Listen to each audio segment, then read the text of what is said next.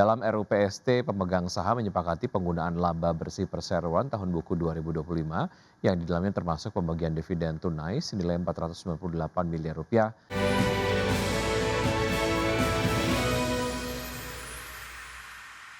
Pemirsa, emiten CPO PT Dharma Satya Nusantara Tbk memutuskan untuk membagikan dividen senilai Rp498 miliar untuk tahun buku 2025. Keputusan tersebut diambil dalam rapat umum pemegang saham tahunan yang digelar pada Selasa 9 Juni 2026.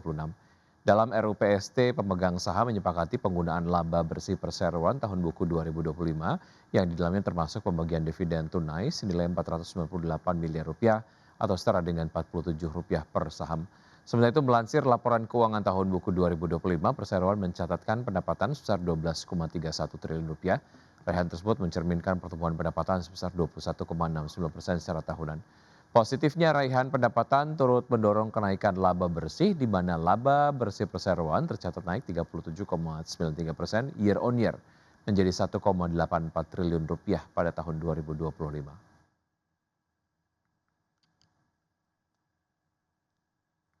Emiten produsen etanol PT Madusari Murni Indah Tbk mengalokasikan dana belanja modal sekitar Rp350 miliar pada tahun 2026.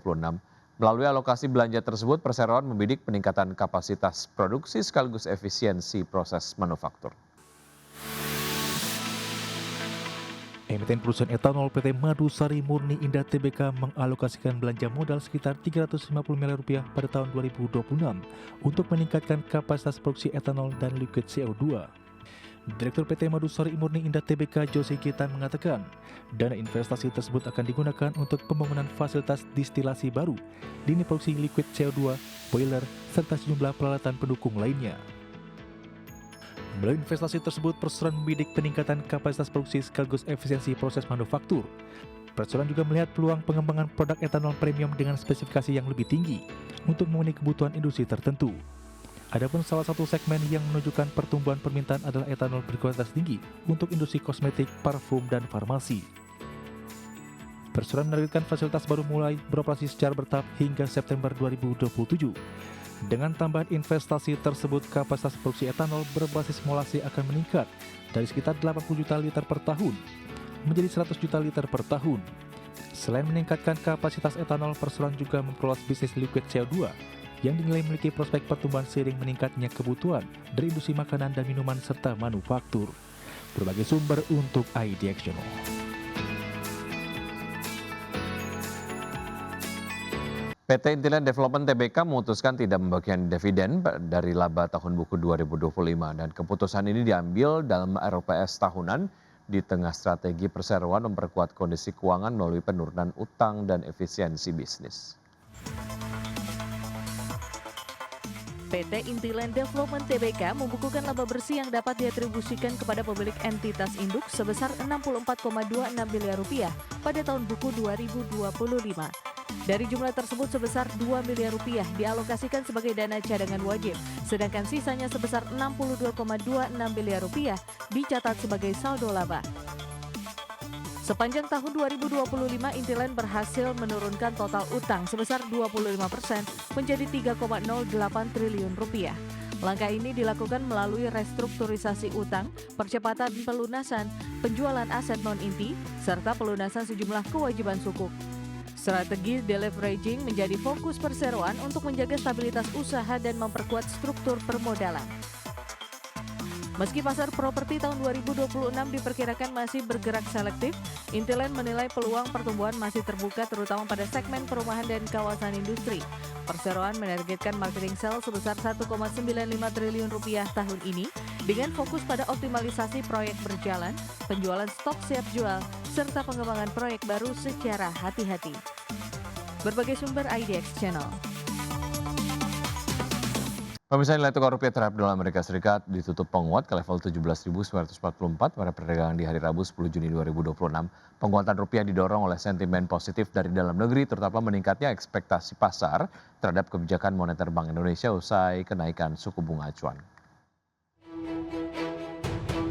Nilai tukar rupiah terhadap dolar Amerika Serikat ditutup menguat pada perdagangan Rabu 10 Juni 2026 didorong oleh sentimen positif dari dalam negeri, terutama meningkatnya ekspektasi pasar terhadap kebijakan moneter Bank Indonesia setelah kenaikan suku bunga acuan. Mengutip data Bloomberg, rupiah di pasar spot menguat 0,63% secara harian dan ditutup di level 17.944 per dolar Amerika Serikat. Sementara itu berdasarkan kurs JISDOR Bank Indonesia, mata uang Garuda terapresiasi lebih tinggi yakni 0,93% ke posisi 17.971 per dolar Amerika. Chief Analyst Do Financial Futures Lukman Leong menilai penguatan rupiah pada perdagangan kali ini terutama ditopang oleh faktor domestik. Menurutnya pelaku pasar mulai memiliki harapan besar bahwa Bank Indonesia masih berpeluang kembali menaikkan suku bunga pada periode mendatang untuk menjaga stabilitas nilai tukar. Selain itu kebijakan pemerintah menaikkan harga bahan bakar minyak jenis Pertamax juga dinilai memberikan sentimen positif terhadap pergerakan rupiah. Ia menambahkan tren positif rupiah berpotensi berlanjut pada perdagangan berikutnya selama tidak muncul tekanan besar dari faktor eksternal, terutama perkembangan situasi geopolitik di Timur Tengah maupun pergerakan harga minyak mentah global. Untuk perdagangan Kamis 11 Juni 2026, nilai tukar rupiah diproyeksikan bergerak di kisaran 17.900 hingga 18.000 per dolar Amerika Serikat. Berbagai sumber IDX Channel. Harga minyak dunia melonjak hampir 2% pada perdagangan di hari Rabu setelah Presiden Amerika Serikat Donald Trump mengancam akan menyerang Iran apabila tidak tercapai kesepakatan damai antara kedua negara. Pernyataan itu muncul setelah Trump menuding Iran sengaja mengulur proses negosiasi perdamaian dan menegaskan Teheran harus membayar atas hal tersebut. Minyak mentah berjangka Brent ditutup naik 1,8% ke level 93,1 dolar per barrel, sedangkan minyak mentah berjangka West Texas Intermediate menguat 2% ke level 90,03 dolar per barrel. Kenaikan harga minyak sedikit berkurang menjelang penutupan pasar setelah Trump mengungkapkan militer Amerika Serikat secara rahasia mengawal kapal-kapal yang membawa lebih dari 100 juta barel minyak melewati Selat Hormuz. Menurut Trump, operasi tersebut membantu menjaga stabilitas pasokan global dan mencegah lonjakan harga minyak yang lebih tinggi.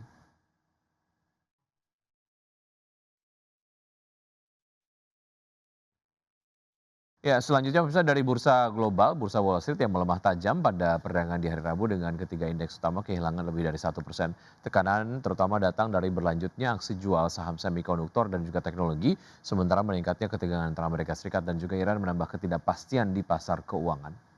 Pada perdagangan di hari Rabu, Dow Jones Industrial Average ditutup turun 1,87% ke level 49.918, S&P 500 turun 1,62% ke posisi 7.266 dan Nasdaq Composite yang anjlok 1,98% ke posisi 25.169.